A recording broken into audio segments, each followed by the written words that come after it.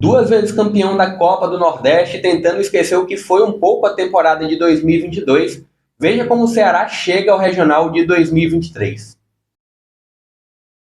Fala pessoal, sejam todos muito bem-vindos a mais um vídeo aqui no JP Comenta, mais um vídeo do Guia da Copa do Nordeste de 2023, dessa vez para falar do Ceará. Será que foi campeão em 2020 e também em 2015? Nesse vídeo eu vou falar como a equipe pode ser montada no sentido de provável escalação e como o Ceará chega ao contexto da equipe para a temporada de 2023, principalmente visando a Copa do Nordeste. Antes de começar, vou pedir para você se inscrever aqui no canal, para você deixar o joinha aqui embaixo, porque isso ajuda demais no meu trabalho.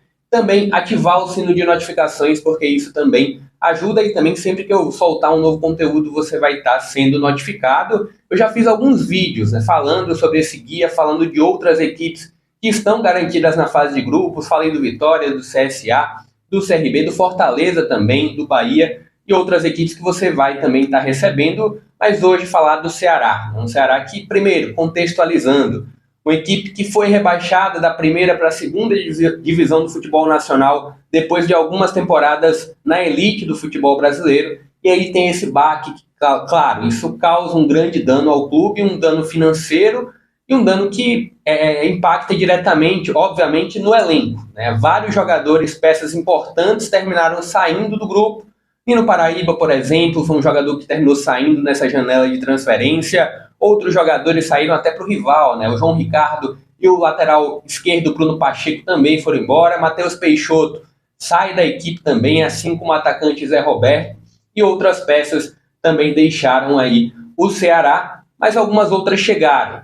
Chegou o Danilo Barcelos para a lateral, chegou também o William Formiga também para a lateral esquerda. Outros jogadores como o Chay também, opção para o meio de campo. Goleiro Aguilar também, para tentar suprir a saída do João Ricardo, é mais um reforço para essa temporada. Arthur Rezende também, um volante, um segundo volante que deve reforçar esse meio de campo da equipe do Ceará. E outros jogadores que eu vou passar de acordo com o que eu for passando a provável escalação. Luvanor, que conseguiu acesso com o Cruzeiro para a primeira divisão. E já passando agora, provável, montar duas prováveis escalações para o Ceará com duas formações táticas diferentes. Ceará que tem aí como o novo treinador o Morini, o paraguaio Gustavo Morini. Ele estava na equipe do Coritiba e aí chega ao Ceará para essa temporada de 2023, e aí eu vou trazer essa primeira provável que você já está acompanhando na sua tela. Lembrando que eu estou fazendo uma provável no momento de pré-temporada, no momento que o Ceará ainda nem estreou.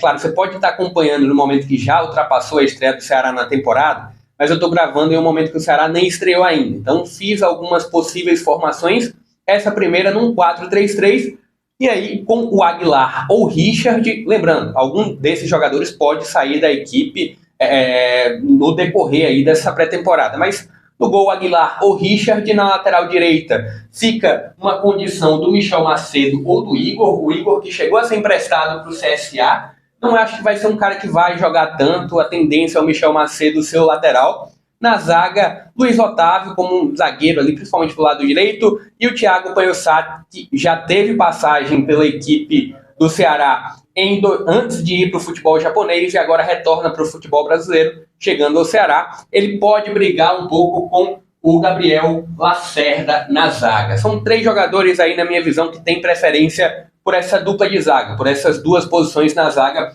do Ceará. Na lateral esquerda, Barcelos, que estava no Goiás, e o William Formiga, ex-Vila Nova. Vejo o Barcelos um nível, degraus acima do William Formiga, então a tendência é o Barcelos ser esse lateral esquerdo. E aí no meio de campo tem algumas possibilidades.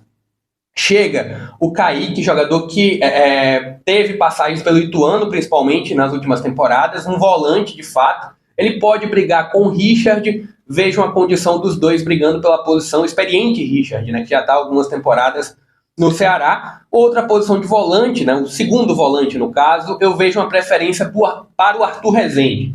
É um jogador que tem um poder maior de saída de bola. Não que o Richardson não tenha, mas eu vejo o Arthur Rezende, pode até ter uma combinação de Richardson com o Arthur Rezende nesse meio de campo, nessa dupla de volantes. Outros jogadores que podem, Léo Rafael pode brigar sim também por essa vaga. mas fica aí entre esses 4 jogadores, né? O Richardson, o Kaique, o Arthur Rezende, talvez o Léo Rafael, ficam esses 4 jogadores brigando por 2 vagas, pelos 2 volantes ali, pela vaga de volantes da equipe do Ceará. E aí, como um meio ofensivo, nessa primeira escalação que eu coloquei com 4-3-3, meio ofensivo fica Chay, Vina e Giancarlo. Giancarlo, ex-Náutico. O Vina, aparentemente, vai ficar, de fato, no Ceará. Tinha uma negociação com o Fluminense, mas, aparentemente, o Vina vai ficar no Ceará, pelo menos para esse início de ano. E aí fica uma tendência do Vina ou Giancarlo jogando nessa posição de 10, né, de meio ofensivo do Ceará. E no ataque, no comando de ataque, Luvanor ou Vitor Gabriel.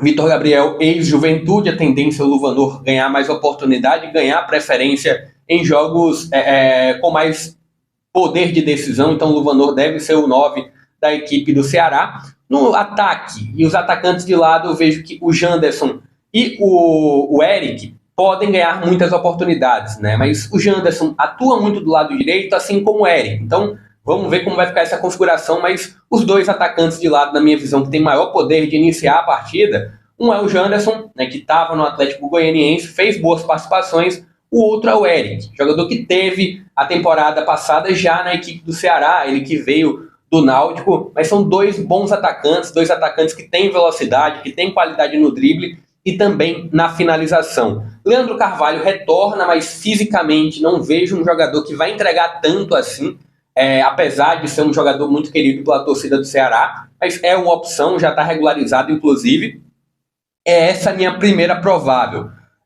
Falando sobre alguns pontos dessa primeira provável. Lateral esquerda com o Barcelos é um cara que ataca, apoia bem, mas defendendo ele tem muitas limitações, mas é a preferência na minha visão, porque o William Formiga não apoia tão bem, não defende tão bem. Então o Barcelos, na minha visão, tem a preferência por essa lateral esquerda.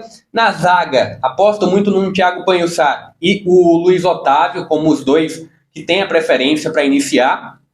No meio de campo, repetindo, veio o Richardson e o Arthur Rezende como as 2 melhores opções ali para a posição de volante. Volante 1 e volante 2.